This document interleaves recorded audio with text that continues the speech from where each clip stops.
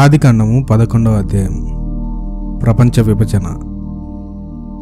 జలప్రలయం తర్వాత మనుషులంతా ఒకే భాష మాట్లాడారు.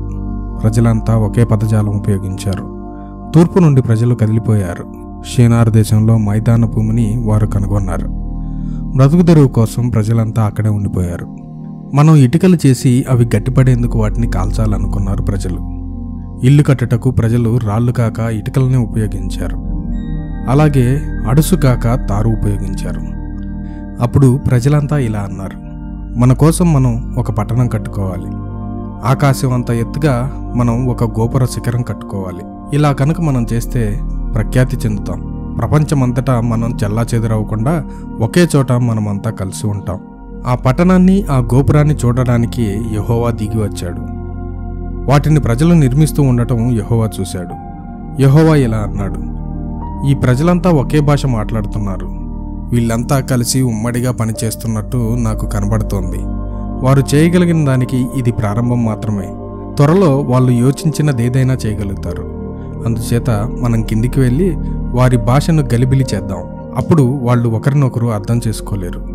ఆ ప్రజలు భూలోకం అంతా చెదరిపోయేటట్టు యెహోవా చేశాడు. కనుక ఆ పట్టణాన్ని కట్టుకోవడం ఆ ప్రజలు ముగించలేకపోయారు. మొత్తం ప్రపంచంలోని భాషను దేవుడు గలిబిలి చేసిన చోటు అదే. కనుక ఆ స్థలం బాబేలు అని పిలువబడుతుంది. కనుక ఆ స్థలం నుండి భూమి మీద ఇతర చోట్లన్నిటికీ ఆ ప్రజలను యెహోవా చెదరగొట్టాడు.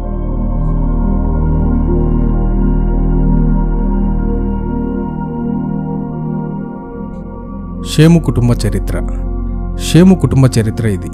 జలప్రలయం తర్వాత 2 సంవత్సరాలకు షేము 100 సంవత్సరాల వయసులో ఉన్నప్పుడు అతనికి కుమారుడు అర్పక్షదు పుట్టాడు. ఆ తరువాత షేము 700 సంవత్సరాలు జీవించాడు. అతనికి ఇంకా కుమారులు కుమార్తెలు ఉన్నారు. అర్పక్షదు 35 సంవత్సరాల వయసులో ఉన్నప్పుడు అతని కుమారుడు షెలాహు పుట్టాడు. షెలాహు పుట్టిన తర్వాత అర్పక్షదు 403 సంవత్సరాలు జీవించాడు. ఆ కాలంలో అతనికి ఇంకా కొందరు కుమారులు కుమార్తెలు పుట్టారు. షెలాహుకు 30 సంవత్సరాలు నిండిన తర్వాత అతని కుమారుడు ఏబెరు పుట్టాడు. ఏబెరు పుట్టిన తర్వాత షెలాహు 403 సంవత్సరాలు జీవించాడు. ఆ కాలంలో అతనికి ఇంకా కొందరు కుమారులు కుమార్తెలు పుట్టారు. ఎబెరుకు 34 సంవత్సరాలు నిండిన తర్వాత అతని కుమారుడు పెలెగు పుట్టాడు. పెలెగు పుట్టిన తర్వాత ఎబెరు 430 సంవత్సరాలు జీవించాడు. ఆ కాలంలో అతనికి ఇంకా కుమారులు కుమార్తెలు పుట్టారు. పెలెగుకు 30 సంవత్సరాలు నిండినప్పుడు అతని కుమారుడు రయ్యు పుట్టాడు. రయ్యు పుట్టిన తర్వాత పెలెగు ఇంకా 209 సంవత్సరాలు జీవించాడు. ఆ కాలంలో అతనికి ఇంకా కొందరు కుమారులు కుమార్తెలు పుట్టారు.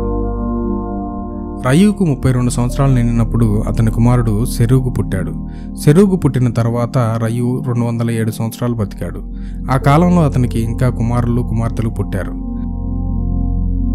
సెరూగుకు 30 సంవత్సరాలు నిండినప్పుడు అతని కుమారుడు నాహోరు పుట్టాడు. నాహోరు పుట్టిన తర్వాత సెరూగు 200 సంవత్సరాలు జీవించాడు.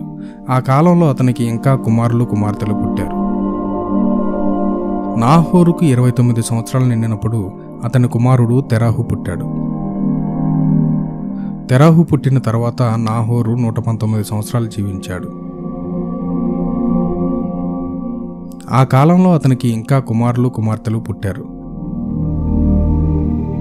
తెరాహుకు 70 సంవత్సరాలు నిండినప్పుడు అతని కుమారులు అబ్రాము, నాహోరు, హారాను పుట్టారు. లోతుకు హారాను తండ్రి. కల్దీయుల ఉర్ అనే తన స్వగ్రామంలో హారాను మరణించాడు. తన తండ్రి తెరాహు బ్రతికున్నప్పుడే హారాను చనిపోయాడు.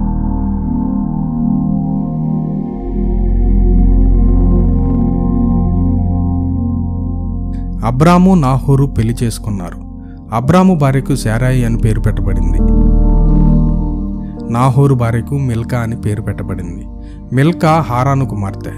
మిల్కా ఇస్కాలకు హారాను తండ్రి. శారాయి పిల్లలను కనే అవకాశం లేనందున ఆమెకు పిల్లలు లేరు. తెరహు తన కుటుంబంతో పాటు కల్దీల ఊరు అను పట్టణమును విడిచిపెట్టేశాడు. కనానుకు ప్రయాణం చేయాలని వారు ఏర్పాటు చేసుకున్నారు.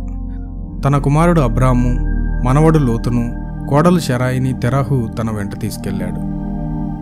వారు హారాను పట్టణం వరకు ప్రయాణం చేసి అక్కడ ఉండిపోవాలని నిర్ణయించుకున్నారు.